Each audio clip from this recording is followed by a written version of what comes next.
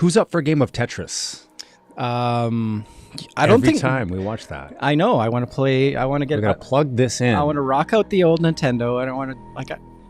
Well, I wouldn't call this. This is like a passion. It doesn't really work. So. Do people still play Tetris?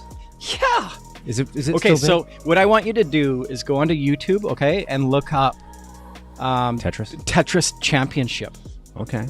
Because I've got nothing better to do. There is a world tournament, and these guys are like, they're insane. Tetris champions. They are so good. Like, wow.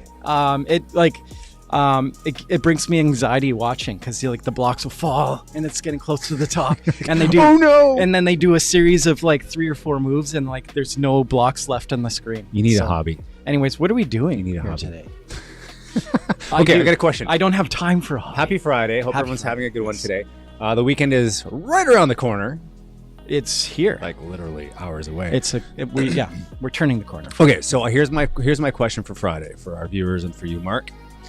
What does money mean to you?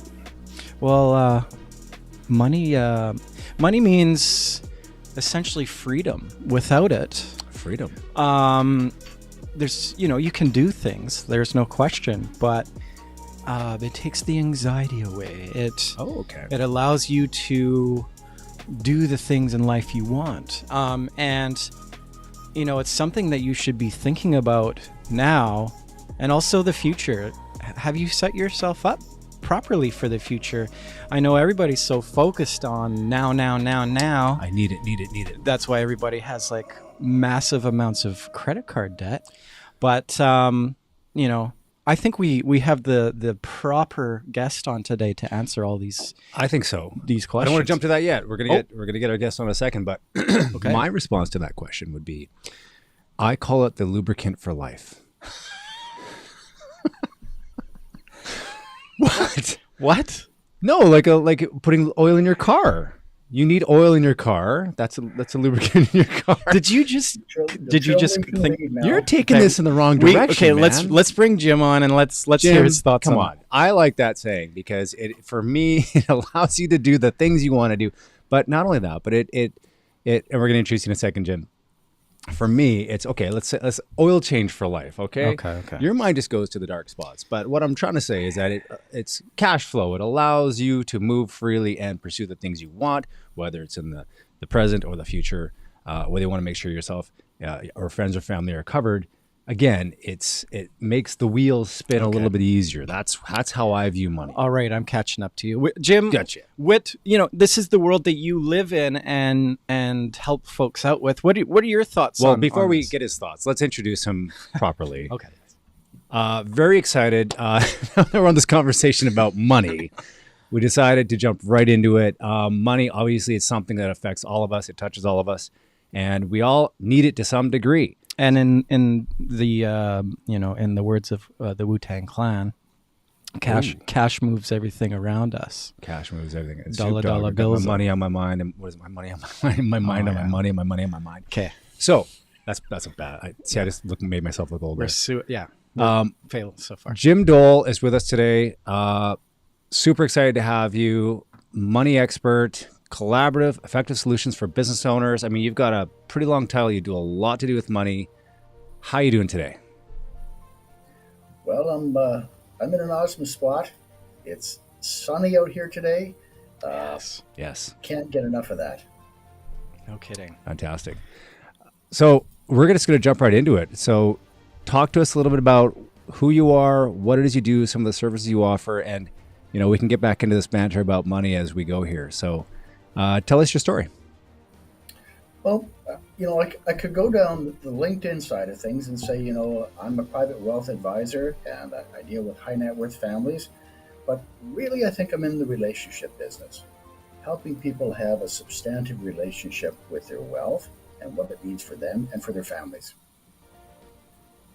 Very cool. Awesome. Yeah. I mean, you would have to have a great relationship with your clients. What you're setting up for them is critical to their well-being, to their futures, and having that relationship with them, you could really offer them solutions for their life goals. Would that be a proper assessment? I think it's a beautiful starting place. Uh, Everybody comes to the table with money history. The money history from your family. How was it when you were growing up? Your money family of your partner and those that are around you. Uh, Culturally, you've got a lot of history and inputs that come from that side of the equation. So it's it's really complex and it's really emotional. And for a lot of people, they look at numbers, but there's also the human element, and that's equally important. Right. Got you. Now, just sort of looking at your profile, Jim, you're with the Investors Group Financial Services, and you also attended UBC Sauder School of Business Family Enterprise Advisor Program. So, like, tell us about your journey. Like, what sort of brought you to financial planning, and like, what sort of got you in this journey to begin with? Well, in my prior life, I had spent several years managing lending institutions, and when that kind of came to an end, I wanted to do something that put me back into the investment side of the picture. And I chose Investors Group over a number of other companies because at that time, I really needed some sort of a training program that was going to help me get started and grow from there. Excellent. And like, now, you have a lot of letters behind your name. Okay, so can we go through some of that? Like, so what is a CPF, a certified financial planner, I'm assuming, but like TEP, RRC, CD? Can you just walk us through some of those certifications? Well, I ultimately believe he who has the biggest alphabet when he dies wins. So You're winning. You're winning, Yeah. Jim. Okay, let me count. 1, 2, 3, 4, 5, 6, 7, 8, 9, 10, 11, 12, 13, 14, 15, 16. You have 16. You got 10 more to go. Yeah. yes, um, there's a couple of beliefs that go behind this. One is that I'm an advocate of lifelong learning, and I'm passionate about it. And anybody that's on my team also has to share that passion. So, no growth. Sorry, you can't be a part of my team. Okay.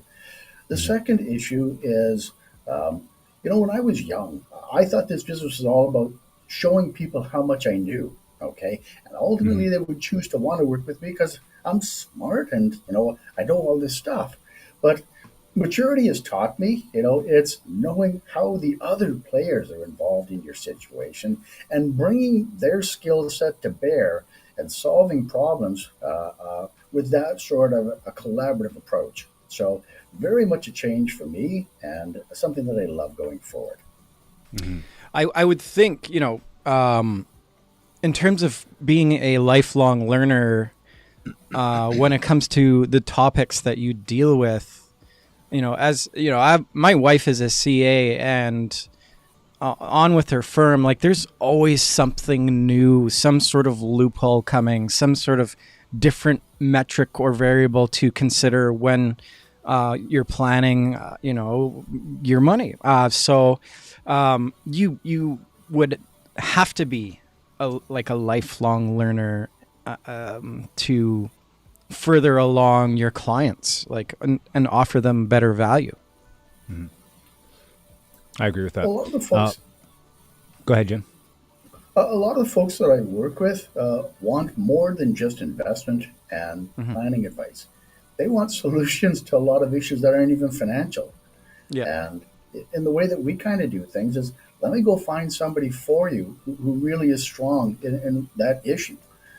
Um, a ways back, I had a client whose daughter was having some issues in school, and we were able to align her with a registered clinical counselor so she could have some conversations about how to get over some of these issues. And that's typical of the type of things where folks, if we can get rather personal and get that trust going, we can help them in a lot of other ways. Mhm. I got a new segment for you, Jim. Money habits Ooh, with money habits. Jim Doyle. Well, We're gonna make a note of You that. like it? Yeah, just I do. That would be great. We can come back to that too. Make sure when you do that one, Jim, you tag me on that stuff, okay? I need more money habits in my life. Better money habits, right? Better, just regimented. Like, I remember my uncle pulled me aside many years ago, and he said, "Tyler, I'm an entrepreneur," and he says, "I know you have an entrepreneurial spirit yourself," and he said, "Do yourself a favor every Sunday morning." He says, "What I do is," he says, "I sit down every Sunday morning and I go through all my expenses and I make sure that I stay on top of everything." He says, "It's a pain, but I like it. I just sit down with my cup of coffee every Sunday morning and I go through my financial situation, mostly because he was a contractor, so he was going through his expenses and revenue and all the rest of it. But he said it just makes it so much easier when tax time or at the end of the year that you're not staring down this mountain of work in front of you and you're not sure where to start." Right. So a lot of money is emotional. Like a lot of our emotion is connected to money. When you think of your career and growing yourself, your family, money is tied to that so closely that it ends marriages. It could do a lot of bad things, and in terms of going out and spending money and having the right habits. A lot of that is tied to our emotional side with money, and I've seen it. I've seen people gamble and like tens of thousands of dollars. Starts out as fun. It's an emotional rush, but it's a slippery slope for sure. Jim, so going back to your comments on a lifelong learning journey, as you know, we work with dentists closely every single day, and I liken that to their journey, where they're as a dental clinician, as a professional, and trying to be the best that they can be for their patients, also known as clients. Most of our clients are committed to a lifelong journey of learning. Do you find do you work with a lot of dentists? Do you have some sort of a different protocol for when you work in the healthcare space? Well, there's. I'm going to say this as politely as I can. Some folks are excited with money, and others are not so happy with it because it brings so much responsibility and obligation, and they're going, I'm not good with this stuff. And then we bring in the trust issue, okay?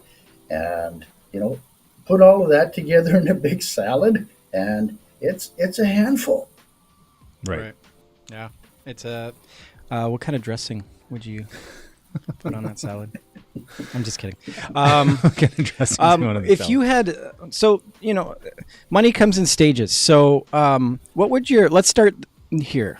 What would your advice be for a dental practitioner who has just got out of school, has a lot of debt? They're looking to practice in Vancouver. Good luck. And buy a practice. Like where does somebody start in that situation? And think of the future, think of saving money for buying their own personal things like houses and then having children and then saving for their education and so on and so forth. How do they get started? Where do they start? I'm going to offer two perspectives on this. Okay. One, and I see this all the time. Okay. People go out and they get too sophisticated in their financial affairs way too early. Okay. I think that's a big no-no. Okay. The second issue is I think people need to, at that early stage, sit down with an awesome financial planner. Sorry for the plug. Okay. No, we're here to plug you. Please plug away. It's no plug. You can save somebody's life. Yeah. This is important. The information that you're giving us right now is important, and we want to make sure that people know how to find that information from you. Yep. Sorry. Yeah. So, I want to suggest sit down with a financial planner, okay, and have someone help you build a skill set over a period of time that you make your financial planner. You don't need to have them. Okay. Now that type of situation will probably never occur, but that should be the goal when you start out. Awesome. No, that's. So start with the basics. Take stock of what you have, and really keep it simple for the first few years. Correct? I think so. Absolutely. Mm-hmm. Okay. Awesome. I like that. So now you've got... He's scenario guy. He likes painting pictures. I'm going to paint creating scenarios for us, so it's great. I like to paint a picture. Jim, okay, so now we've got this dentist who's seen a financial advisor. They've got all the right things in place. Now it's, they're in their 30s. They now have, assets and maybe, some money saved away. Doesn't it take till you're 30 something to become a dentist? Well, I would say, to have your own... go to school for a long time. Your dental practice, right? Okay, yeah. Like you can be an associate, I think. Before okay, 30, so you right? come out of school, you associate for a while with the plan. Okay, yeah. Carry on. So now, what's the best move for somebody now that's has their own business running now, has a family, and has all these lifestyle needs that might exceed their own means, like, and we've seen it. Like, well, that's the old wants versus needs debate. Yes. What would you suggest for somebody, midway through their dental career? Well, I think one of the challenges is if you're coming out of university and you're carrying buckets of student debt. Okay, some of these numbers are getting pretty high. And you're saying, okay, I got to spend money to raise a family. I've got this debt. I need vehicles. I want to consume. What are the priorities going forward? If you put your money into buying a practice, are you going to limit your ability to go and buy a home? If you buy your home first, what's the bank going to say in terms of taking on a lot of additional debt to finance a practice? So I think, again, we sit down and we want to have those conversations about what's your priority, what does your vision look like? And from there, you can make some great choices. What would you say? Okay, so, a lot of folks might be embarrassed to go and talk to somebody because they're in a bad situation financially. What would you say to those folks? Like, what have you seen out there that would give them comfort that they're not alone? Some time ago, I sat down with a dentist who had just come out of university, and he'd gone from making virtually no money to making good money. Okay. And he told me, Jim, I'm off to SEMA to go look at a car. And I'm going, okay. And he says, when I come back, I'm going to go talk to the bank about getting financing to buy a practice. And I said, could we slow some of this down just a little bit? I think in that particular situation, we were looking at all the income and all the beautiful opportunities, and I think the planning had not actually kind of taken place. So in that situation, we wanted to slow things down and have a bit of a further talk. And just say, we can still buy the car, but maybe let's just look at your priorities and say, look, if you buy a car right before you're about to go to the bank and ask for $500,000, you might be putting yourself behind the eight ball a little bit, right? Absolutely. Yeah, for sure. I got a question. So, as we know, the last couple of years, we've all been dealing with this COVID situation, and knock on wood, we're getting close to the end of it. Have you noticed like tighter lending? Like have the coffers tightened up for people that want to start a practice, for dentists that are coming out of school? Like, I think traditionally over the years, people thought, okay, well, you came out of school, you're a dentist, going and getting money from the bank, it should be a layup for you. You should be good to go. So have you noticed a bit of a trend in the last few years in terms of banks' willingness to lend money to younger dentists? Well, we hear stories that they're going to be tightening up at some point, but we're still seeing 100% financing through the banks out there, and they're very competitive out here on the West Coast for that business. Okay. Yeah. That's a good answer. I think that, we had a banking partner on there last week, and they seem, again, same thing, where they're very much like, we've got a lot of great lending solutions on their side of things. And I like the team approach that you guys are doing as well. So, yeah. Are the clinicians out there, they're business owners, grading them, as fail to A+, how good are the folks out there in managing their money and saving for the future? what grade would you give the dental industry? Wow. Putting Jim on the spot here, yes. Man. All the hot questions. Wow. We're in the Jim, you don't have to answer right? that. It's just us, right?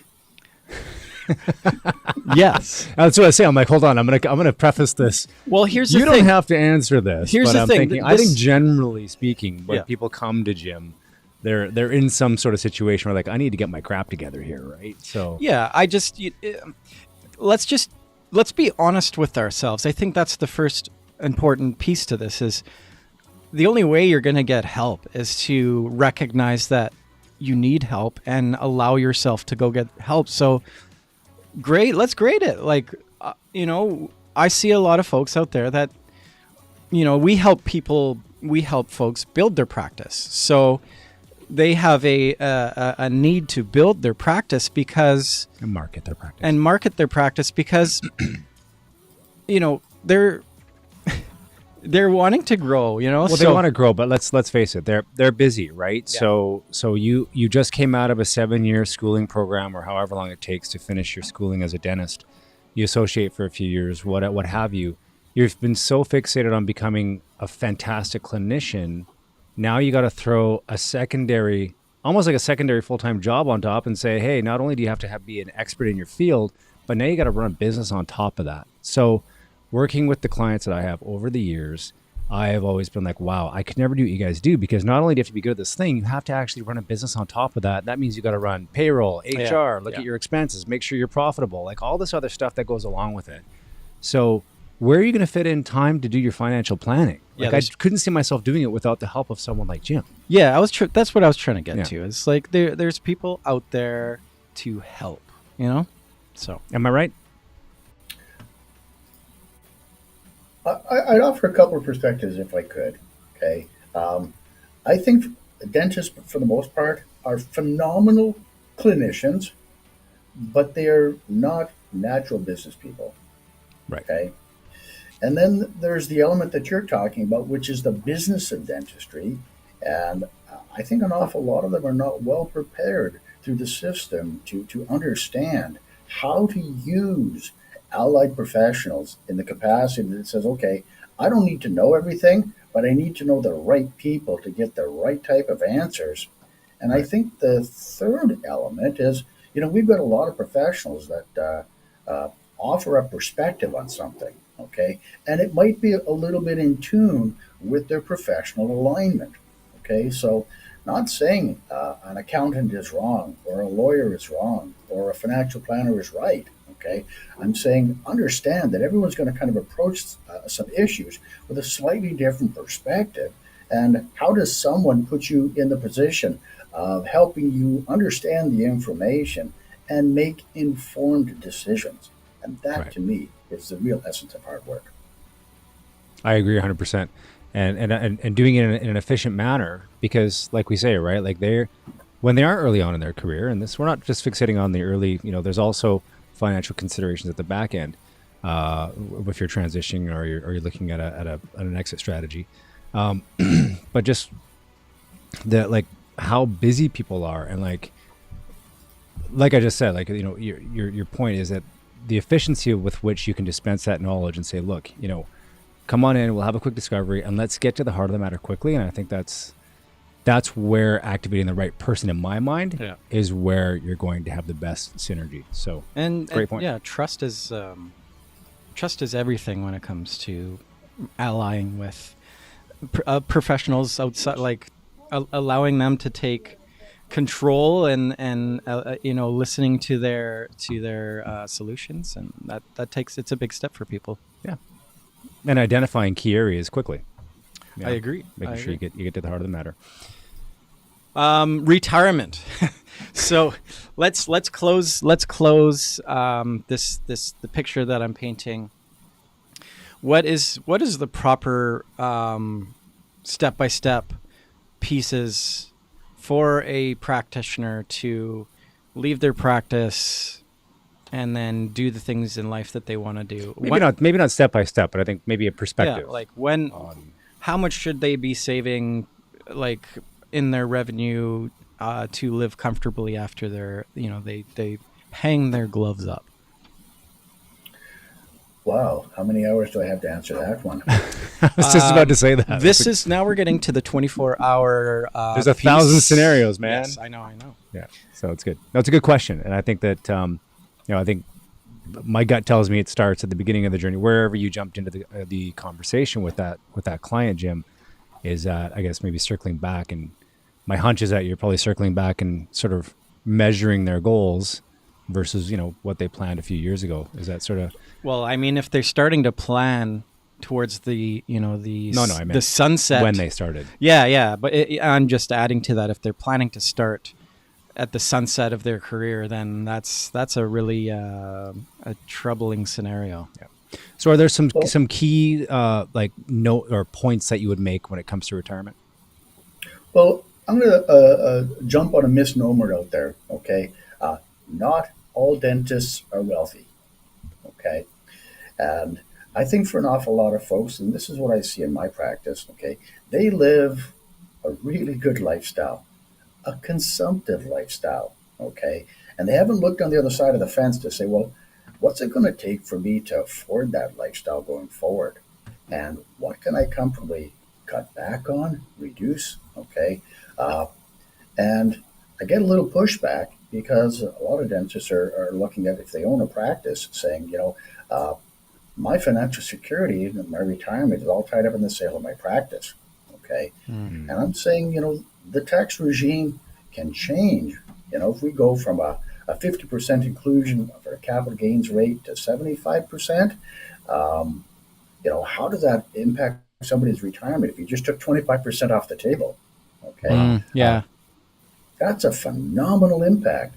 And I think for a lot of folks, it's on the other side of the fence, and it takes some work to get people to want to have that conversation. No kidding. Yeah. Any other top of mind? What's top of mind for you right now? What are the hot topics right now? What are the hot topics? What do you want to plug? What's upcoming for you in the near future? Well, two things if I can. Okay, I talk about something called money shame. Okay, I haven't done a good job. I haven't paid attention. I made some financial mistakes. The list goes on. Okay, I'd like to offer a bit of encouragement to say, hey, it's making the best of what you've got right now and going forward. So don't bring the baggage from the past forward. Look forward. Okay. Second element, I think the insurance side of the world, permanent policies, cash values, all that sort of stuff, becomes a much more attractive consideration from an estate and a wealth building perspective. I think we're going to see some phenomenal changes in that realm.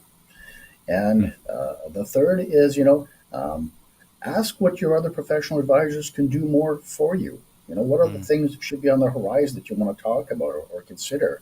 And maybe have a longer runway to look at some of the retirement or the wealth building strategies that you're putting in place. That's great. Yeah. That really encapsulates it. Yeah. Fully. Yeah. What's new for Jim though? What projects are you working on? What are you excited about? Any upcoming courses, or are you putting any seminars on? Well, we do a monthly seminar, and I love that. We are looking at doing season 3 for Money Matters, and that's real exciting. Those are my biggest passions right now. Not to jump in on you. So Money Matters is on Joy TV, so that's Shaw 10, and that's an upcoming new season of that, correct? Yeah. Awesome. Yeah, we have a celebrity on our show. I know. I was I'm kind of nervous actually. Where? I know. Jim has his own show. That's great. You should be interviewing us, Jim. And one comment from our team is, your presence on social media is top notch. I mean, you've been fantastic. You've been reaching out to us now. I think I've seen a message from Jim Doyle in my inbox for the last 3 years, I would say. Well, and it's good, right? So it's that reminder that, hey, I'm still here. I'm still here. If you have a money question, I'm here for you. Yeah. And it's nice to know. Like, so now that when I see the name Jim Doyle, immediately I'm like, financial planning pops in my head. So I think your social media strategy is smart. Your branding it's awesome. You're doing a very good job, and that's the world that we live in. So I wanted to pay you a compliment. A tip of the hat to you on that one. You're doing very well. Fine job. You're very present on there, and that's in our world that's super important. Yeah, for sure. Shout out to the rest of my team. I don't do this alone. So well, a lot of great people. Yeah, and that makes all the difference. Awesome. Where could we find you, Jim, other than LinkedIn? How do we get a hold of you? Well, email always works. I answer all my emails. jim.doyle@igpwm.ca. And of course, my phone works too. The old phone call. Yeah. It's becoming a thing of the past, is it not? This phone call thing. We got to keep this phoning thing alive. Let him give his number, man. Sorry, Jim. Go ahead. I cut you off. I say, I still answer my own phone, so we like that element. Yeah, I try not to. And sorry, what's that number, Jim? So the folks know. Okay, 604-630-3733. There you go. Awesome. I thought you were typing it there for a sec. I'm like, wow, you're fast. I tried, but my. So let's do. Mark is like a one-man band, by the way. He's got all the. He's jumping from camera to camera. So you know what I like in myself too? Sound booth underneath the table here. Like, do you know those like it's a lot of the old TV shows and stuff. You had the guy that like had a harmonica like on a thing and like a drum on his back, and he's like playing an accordion with his armpits. Like that's me. This guy is Dave Grohl of social media. Oh, so Dave Grohl. So you're familiar with Nirvana back in the day, Jim, and then of course Foo Fighters came along shortly after. So Dave Grohl sort of took the frontman position. But before he did that, his first album for the Foo Fighters, he played all the instruments himself. So he did the band, he did the drums, he did the guitars, he did all the vocals. So he did everything himself on that first album. So that's why I say this is the not Jim Doyle. This is the Dave Grohl. I'm the Jim Doyle of yeah. Oh, you're the Jim Doyle, so you're the expert. Yeah. So this is the Dave Grohl of multimedia, because I mean, literally, this man sitting beside me. Though it might be hard to see, but he's running cameras. Like I said, he's got the sound down here. He's got computers going up here. And I'm just sitting in front of my iPad having a conversation. So when you talk about having a good team around you, I mean, this guy's like a one-man band. And speaking of that, I found your number. There it is. It's 604-603-3733. Is that correct? We're close. Oh, no. Oh, 603. 630. That sounds better. That's okay. I was just singing your praises, too. I blew it. Let's back it up. I blew it. There we go. There, let's get this right. How does that look? Is that better? There we go. All right. Any last words, Jim? This has been fun. Yeah, I agree. We'll have to have you back on. I like that whole habits thing. So maybe we'll have you back on in some time for a short segment saying, okay, let's get back to some good habits here. I like that. Yeah, the theme of the emotional side of financial planning. That's great. Jim, you have yourself a great weekend. Thank you both. Thank you for all your sage advice. And yeah, Super Bowl weekend. Super Bowl's coming. Yeah. Who's your team, Jim, before we let you go? Are you a football guy? Not a big football guy. No? Oh, there you go. Yeah. I'm going with Cincinnati. Oh, yeah, I'm in your shoes, Jim. I'm all about the snacks, the cold beers. Okay, you know I'm going with Cincinnati because when I was 15 years old, starter jackets were a big thing. Oh god. And everybody was wearing a Raiders starter jacket. And I remember going down to the Foot Locker and being like, I need a Raiders jacket too because I want to be like my friends and be cool. And I couldn't get a Raiders jacket. I could, however, get a Cincinnati Bengals jacket. Oh, well, there you go. So look at Tyler's dreams coming. This trajectory. I'm like, one day they're going to make it to the Super Bowl. And I'm going to remember them because I had that starter jacket when I was 15 years old. And they'll probably... Well, here we are. It's 2022, and the Bengals are in it, baby. And they're going to watch them lose. Anyways, let's wrap it up. Have a good weekend, everybody. Thanks, Jim. Thanks for being on, Jim. Thanks. Take care. Thanks.